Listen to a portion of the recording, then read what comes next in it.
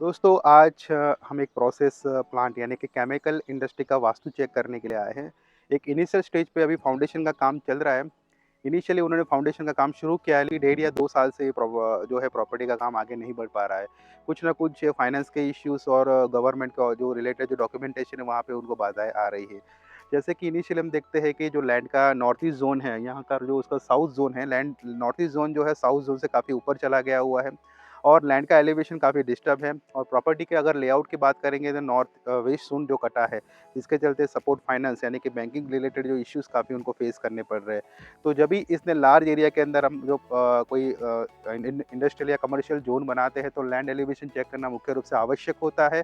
और प्रॉपर्टी के अंदर कोई दोष नहीं होना चाहिए। प्रॉपर्टी प्रायोगिक तौर पे एग्रीकल्चर लैंड थी, उन्होंने काफ़ी सारी चीज़ें करके जो बाहर की मिट्टी या जो ऐसे कंक्रीट लगा के उसका लेवल अप किया हुआ है। लेकिन कुछ एक पॉइंट से प्रॉपर्टी के, जैसे कि ईस्टर्न ज़ोन है, ब्रह्मस्थान का एरिया है, साउथर्न ज़ोन है, नॉर्थर्न ज़ोन के अंदर कुछ एक ऐसे पॉइंट के अंदर हमें नेगेटिव एनर्जी यानी कि जब हम डाउज़िंग करते हैं, तो कुछ एक एरिया के अंदर वैसी एनर्जी हमें प्राप्त हुई है।